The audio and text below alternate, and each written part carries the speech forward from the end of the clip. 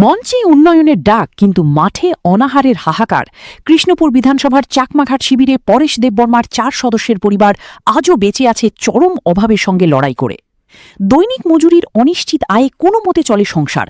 নেই বিপিএল বা Antyodaya ration card, নেই পাকা ঘর, নেই বিদ্যুৎ। ভাঙাচোরা কুঁড়ে ঘরেই ঝড় বৃষ্টি আর অন্ধকারের সঙ্গে প্রতিদিন যুদ্ধ তাদের। চোখের জল মুছতে মুছতে পরেশের স্ত্রীর আর্তনাদ। লবণ থাকলে মরিচ নাই, মরিচ থাকলে শীতল নাই, শীতল থাকলে মোম নাই, আর মোম থাকলেও কারেন্ট নাই। এই একটি বাক্যই যেন তাদের জীবনের নির্মম বাস্তবতা তুলে ধরে। পরিবারের অভিযোগ, বহুবার জনপ্রতিনিধি ও সরকারি দপ্তরে গিয়েও মেলেনি কোনো সমাধান, মিলেছে শুধু আশ্বাস। এমনকি রেশন কার্ড পরিবর্তনের জন্য অর্থ দাবি করা হয়েছে বলেও অভিযোগ উঠেছে, যদিও এই অভিযোগের স্বাধীনভাবে সত্যতা যাচাই করা সম্ভব হয়নি। ঘর বাড়ি নাই, কিছু নাই।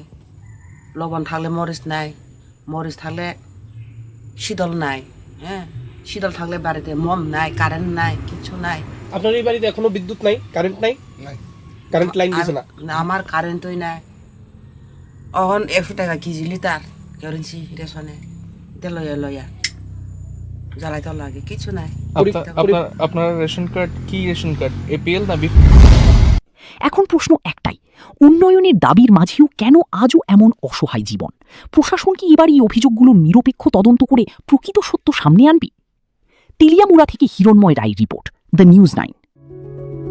Step into a place full of new ideas and opportunities at Techno India University Tripura, where you learn, grow, and build your future. A place that truly helps your dreams become a reality.